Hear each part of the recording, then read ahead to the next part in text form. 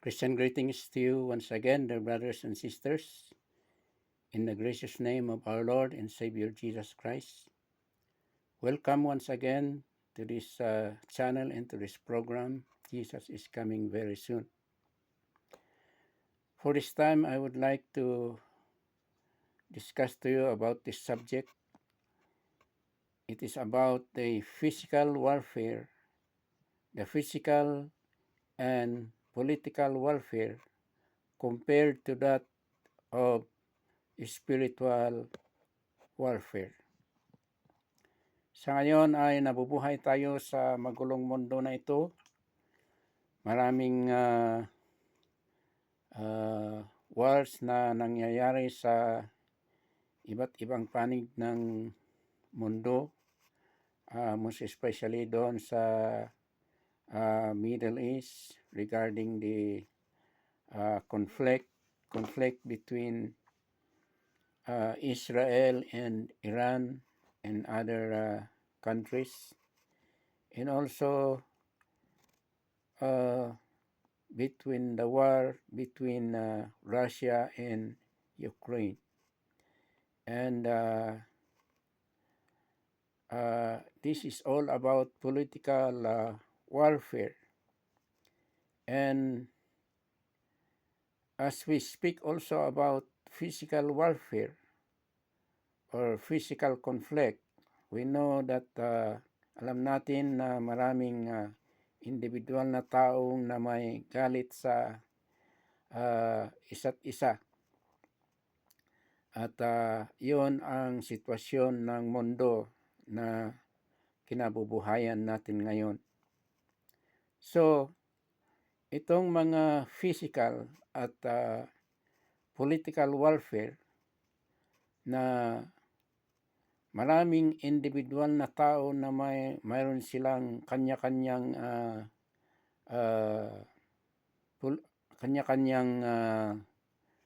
personal desire and ambition.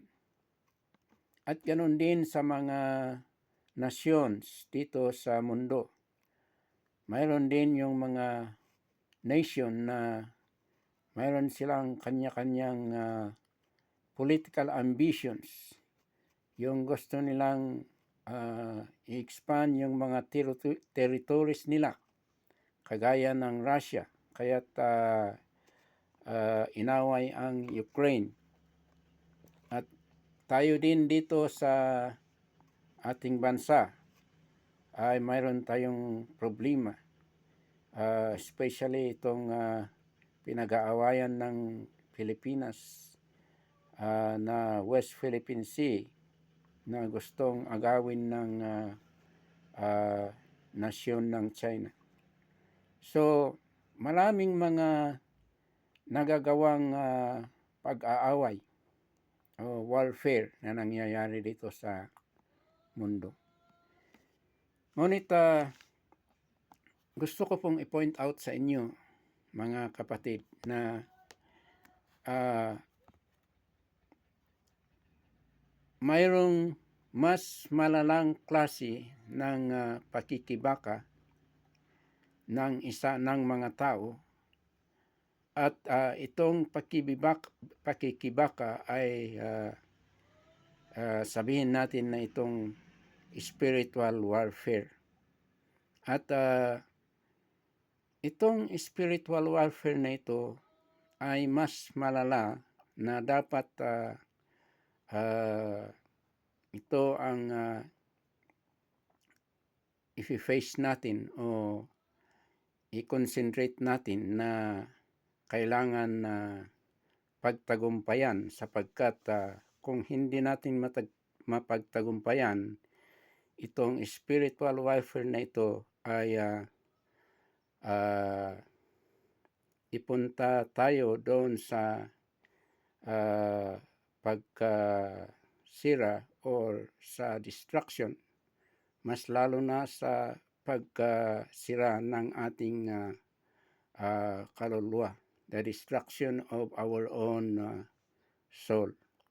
So, sa salita ng Diyos, sabi ng ating Panginoong Jesus mismo, doon matatagpuan sa Luke chapter 12 verse 5, sabi ng Panginoong Jesus, "Fear not them who kill the body, but are not able to kill the soul, but rather fear him who has the power to kill both body and soul in hell." So, yun ang sinabi ng ating Panginoong Jesus, na ibig sabihin, ang physical death ay hindi yun ang pinaka-fearful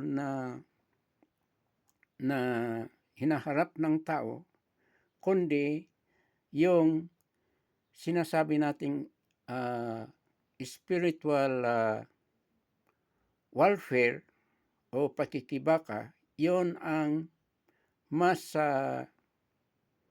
importanteng harapin ng tao, mas lalo na sa bawat isa sa atin na nilalang dito sa mundo. O sabihin na lang natin, ito ay ang ating individual na pakikibaka sa klaseng baka na ito na spiritual warfare. At itong spiritual warfare na ito ay pakikibaka mismo sa ating number one na kaaway sa ating buhay, na walang iba kundi si Satanas. So, ang salita ng Diyos, itinuturo sa atin na ang number one natin na kaaway ay si Satanas. Hindi lang sa physical na kaaway, sa physical death na kaaway natin, kundi mas lalo na sa spiritual death na itong ang diablo ang kaaway natin. At mayroong verse sa Bible, John 10:10, sabi ng Panginoong Jesus, "The thief comes not but for to steal, to kill and destroy. But I am come that they might have life, and that they might have it more abundantly." Ito ang sinabi ng ating Panginoong Jesus nung siya ay nagmiministro dito sa mundo. Sabi niya, ang magnanakaw, ibig sabihin, tinutukoy ito ni Satanas. Ni Satanas ay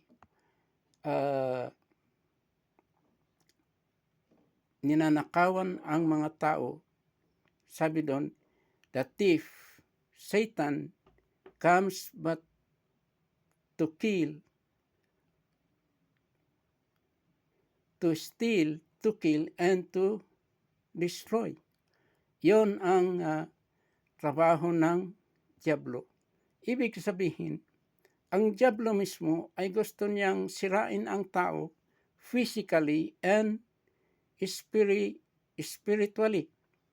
Na gusto ni Satanas na ang mundong ito, mga tao at ang mga nasyon ay nag-aaway-away para sila ay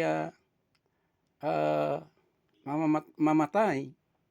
Si Satanas ang cause ng lahat ng trouble dito sa mundo, sapagkat ini-instigate niya itong mga leaders ng bansa, mas lalo na sa itong sinasabi nating political warfare, para itong mga leaders ng bansa ay aawayin ang kapwa, ang ibang bansa,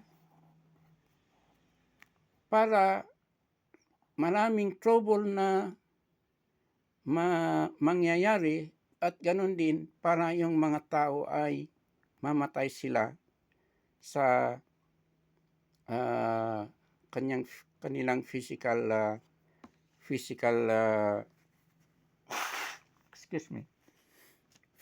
destruction.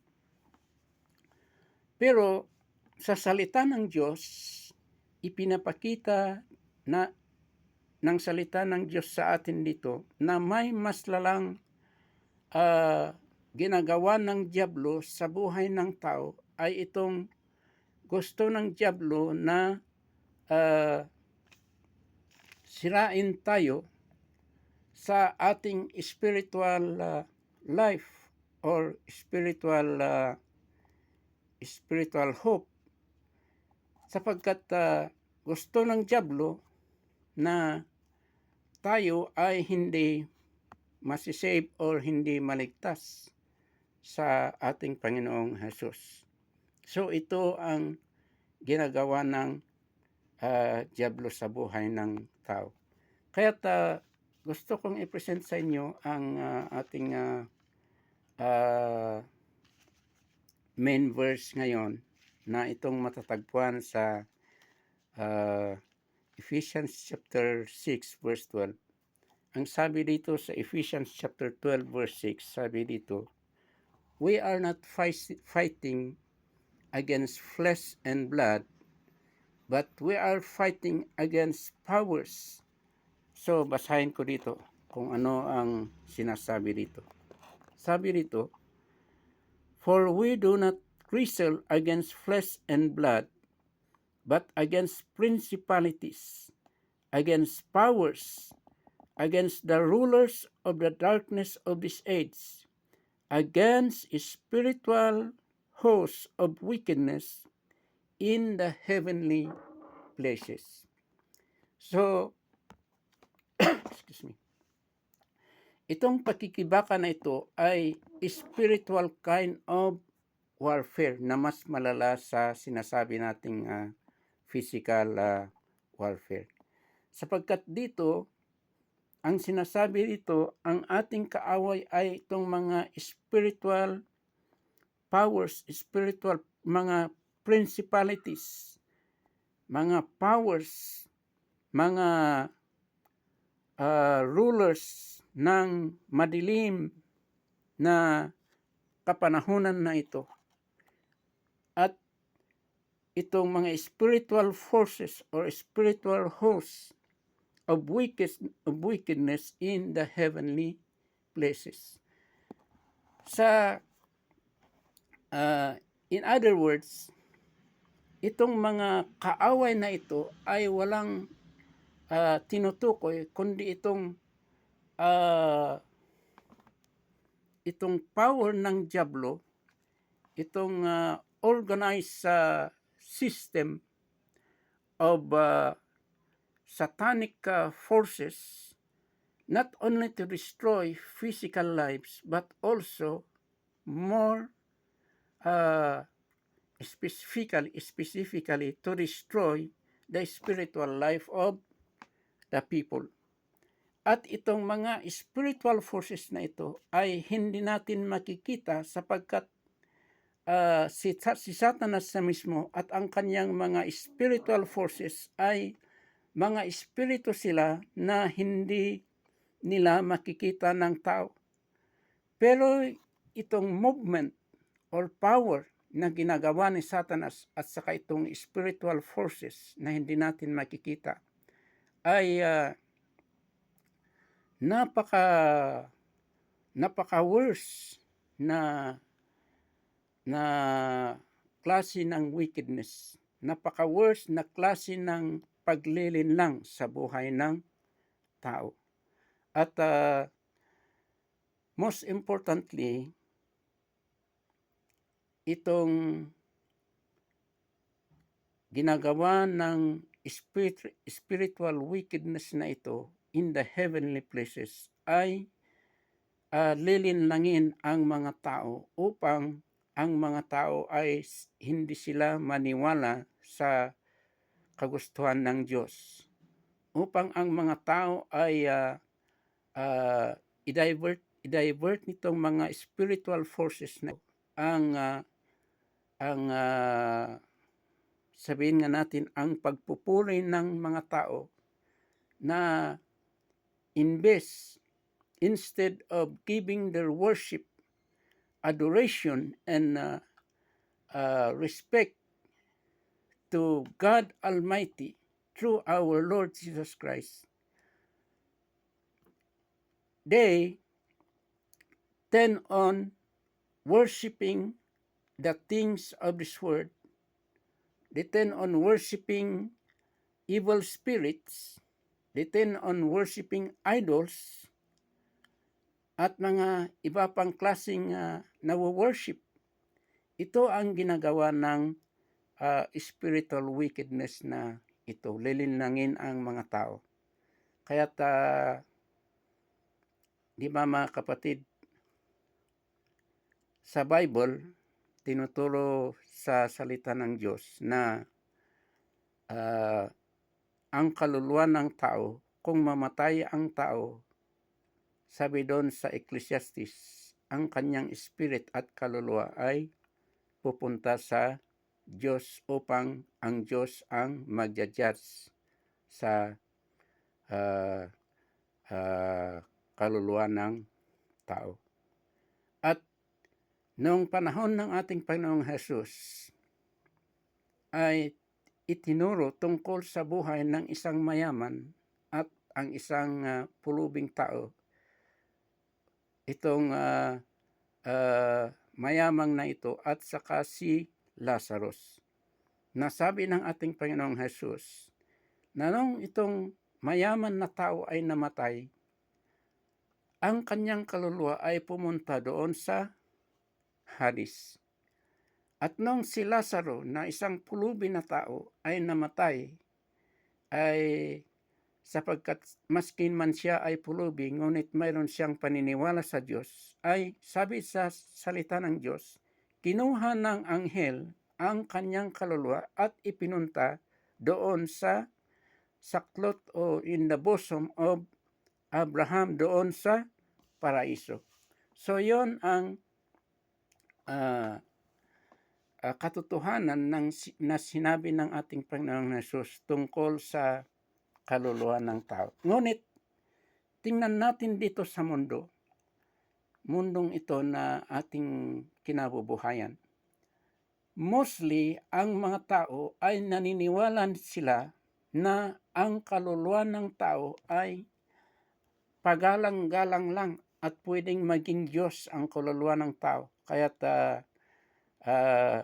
mayroon ng mga tao na nagpipray sila sa mga namatay na ancestors nila sapagkat naniniwala sila na itong mga ancestors nila ay didinggin ang kanilang panalangin at gawin sa kanila ang kagustuhan nilang ninanais. So, ito ang universal belief ng mga tao dito sa mundo. At maski din dito sa Pilipinas, ganyan ang belief ng mga tao na itong kaluluwa ng kanilang mahal sa buhay ay pwedeng pagala-gala lang at pwede nilang i-invite itong mga kaluluwa ng mga ancestrals nila na namatay at pwede nilang pakainin or pwede nilang ibigay sa kanila ang mga papuri nila. So, iyon ang universal belief ng mga tao. Ngunit gusto kong i-point out sa inyo na itong universal belief ng tao ay ito ang isang klase ng panininlang ng mga spiritual forces na ito ni Satanas. Na itong mga spiritual forces ng Diablo o ni Satanas ay lilinlangin tayong mga tao upang ang paniwala natin ay maniniwala tayo sa mga ganitong klase ng paniniwala na hindi angkop o in contrast to the Word of God o hindi angkop sa salita ng Diyos. It is against the Word of God or in contrast to the Word of God na iba ang itinuturo ng salita ng Diyos kaysa pinapaniwalaan ng maraming tao. Bakit? Sapagkat itong paglilinlang ng forces ni Satanas. We are fighting against powers, against rulers of the darkness of this world, against spiritual forces in the heavenly places. Ano itong spiritual forces? Ito yung mga sinasabi ng Biblia na fallen angels na sumama kay Satanas. Kaya't marami sila dito sa mundo At itong forces ng Satanas ay they are very well organized at ang target nila ay they have only one purpose, at itong only one purpose ay lilinlangin ang mga tao dito sa mundo upang ang tao ay ma-deviate ang kanilang paniniwala sa Diyos at maniwala sila sa kagustuhan ng Diablo. At kung ito ang mangyayari sa buhay ng tao, na instead na maniwala tayo sa salita ng Diyos, ay maniwala tayo dito sa kagustuhan ng mga spiritual forces na ito, ay ito ang dahilan kung bakit maraming tao na instead na pupunta sila sa kaharian ng Diyos, ay sila ay pupunta doon sa sinasabi ng Biblia na hell o impyerno. At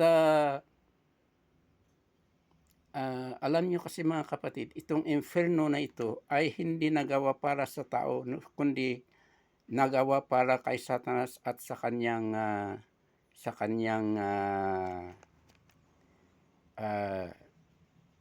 demon spirits. So, ang Panginoong Jesus na mismo na sabi niya na itong hell na ito ay it is prepared for the devil in his angels.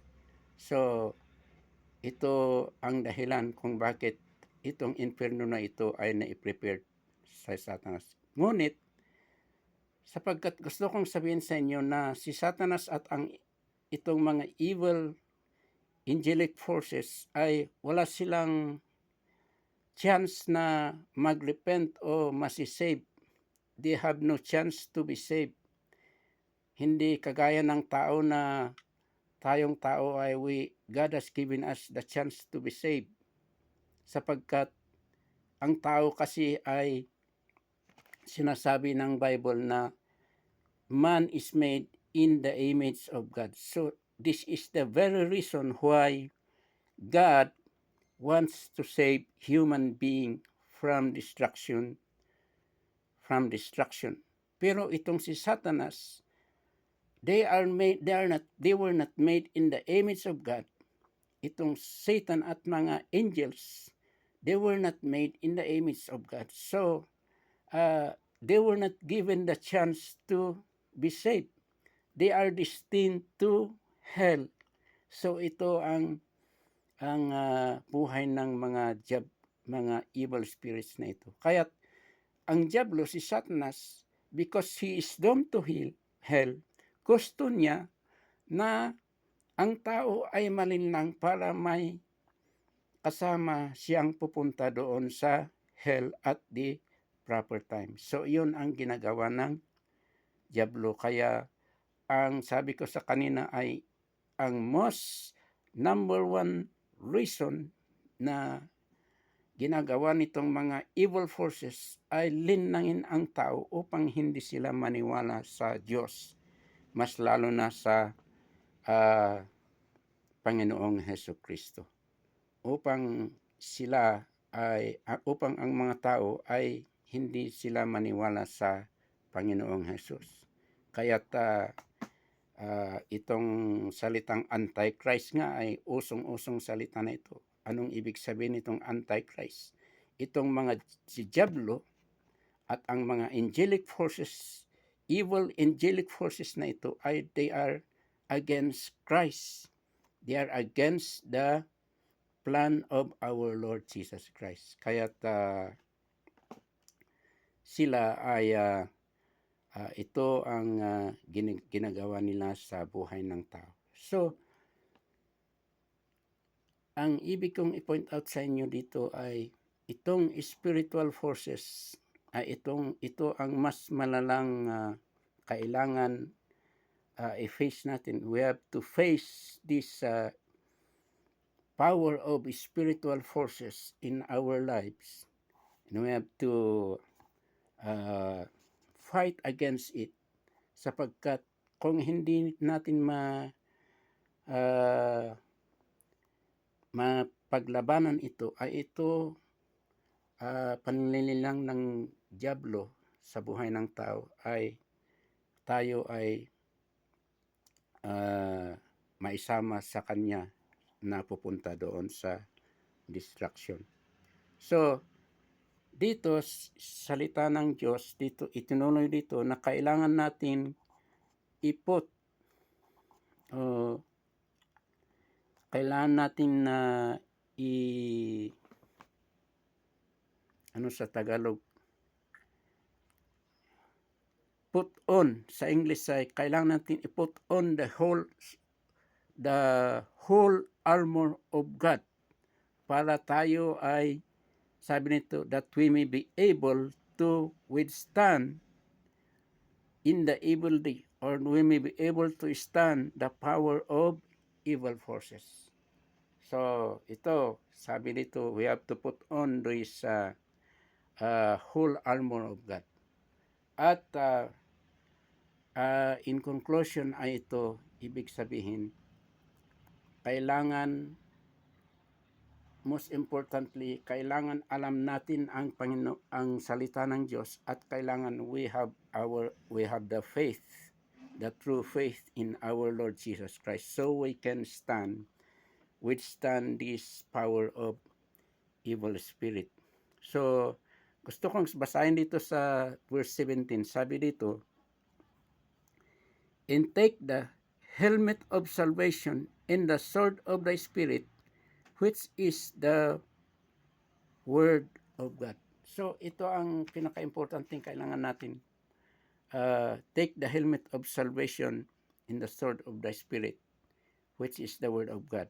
Itong helmet of salvation and sword of the Spirit ay itong salita ng Diyos. Kailangan nating alamin natin ang salita ng Diyos, kung ano ang sinasabi ng salita ng Diyos, at kailangan nating we have our true faith and trust in our Lord Jesus Christ.